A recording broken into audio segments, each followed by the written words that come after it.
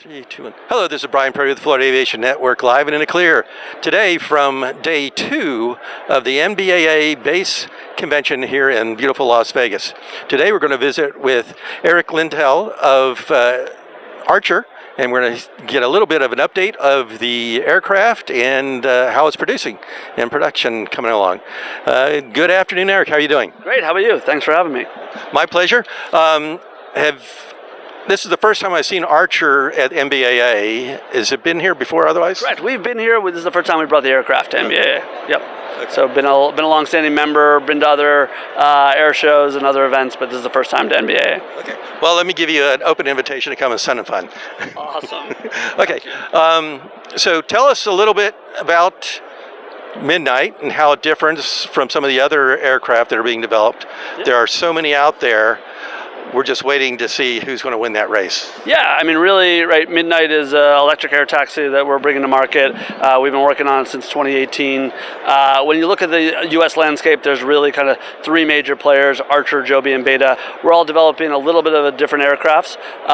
Beta's is a conventional takeoff and landing only that they're looking to bring to market first.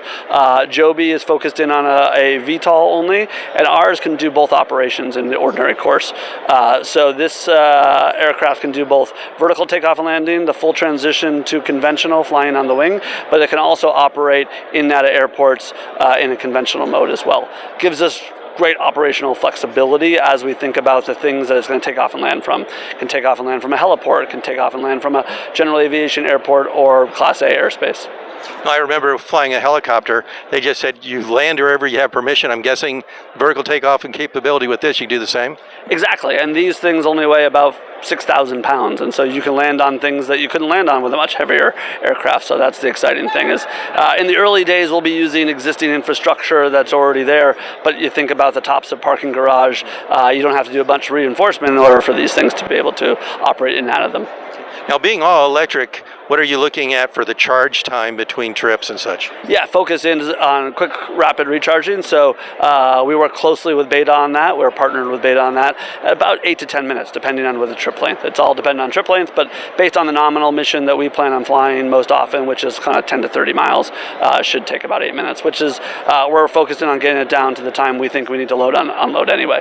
Right? So are you working also on the planning side of this, as far as, are you going to have mass routes for everybody, just tell ATC we're doing Route 5 Alpha and go from there? For sure, yeah. I mean, we're focusing on the major markets first and the routes we think are most important. So that's a lot of what's going on right now as part of ramping up into operations here in the U.S. It's planning the cities we want to be in, the routes we want to operate in, and working with air traffic control, all of the parts of the FAA, DOT, to plan for that and be ready when we're scaling. So I'm guessing there'll be some fixed routes that you do all the time, but then the special ones, hey, we need you to pick up over here. Exactly. You can think of it as much more of a kind of designated shuttle service between 2 areas, but then we'll have operational flexibility to go other places. Okay, great. Now, we mentioned a little bit about you guys doing both conventional and vertical. What kind of space are you needing for the conventional takeoff and landing? It's pretty short. I mean, we're not as short as STOL, but it's shorter than a traditional aircraft, so we're somewhere in between. We haven't put out exact numbers on it, but it's pretty incredible to see how quickly these things get up in the air.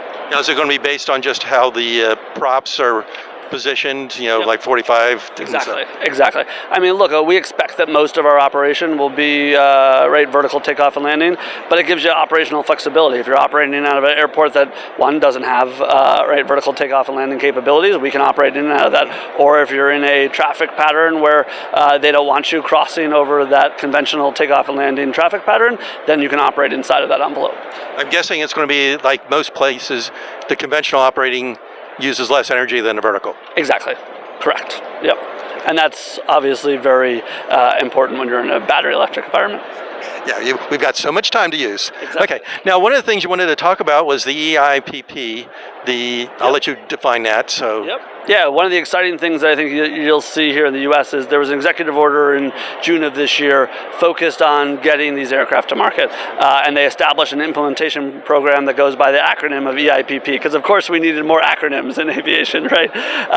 But so that work is going on with both FAA and DOT and industry participants right now.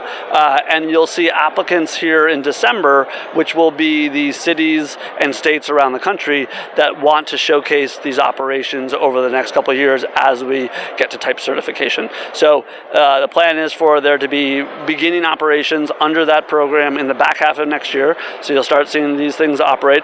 I can tell you Florida is very leaned in here. Orlando, other areas all around Florida are very leaned in, and we're super excited about the opportunity to showcase this in a true operational sense as we get into the back half of 26 into 27 and 28. I'm guessing it's potentially based more on population and use rather than, hey, we just want one. Yeah, I mean, I think what the DOT and FAA really want is they want to show it truly in end-to-end operations, meaning show me the last mile integration with this, show me the security integration, how are you going to work with ATC? Right? They want to show that full integration, not just demo a couple flights here and there. Okay, great. I'm looking forward to it. As far as crew and stuff like that, when are you looking to build up crew members and stuff like that? We already are, right? So we're already underway with pilots. We've got a cadre of pilots right, that are already on staff at Archer, and those pilots are beginning to build our pilot program, right? And so you'll see some exciting announcements for us in those areas over the coming weeks. I better get my application in. That'd be awesome, right? We're going to need some pilots in Florida. So I'll go anywhere. I like to fly. Awesome. Okay. Love to have you. I usually like to end up giving you a chance to talk about anything we haven't mentioned before. Just look into the camera and talk to the people out there. Yeah, just super excited for other folks to really start to get to see this. I mean, I get I'm lucky enough to get to see this stuff every single day, but I think that's really what the next couple of years are about, is showcasing us for the country, and it's super exciting to see all of this come to market here in the U.S. Okay. Well, Eric, thank you very much for spending time with us. Maybe, are you here for the duration? I'll be here for a couple more days. Okay. Back, yeah. Well, maybe we'll talk again. Sounds great. Thank you very much. Appreciate it.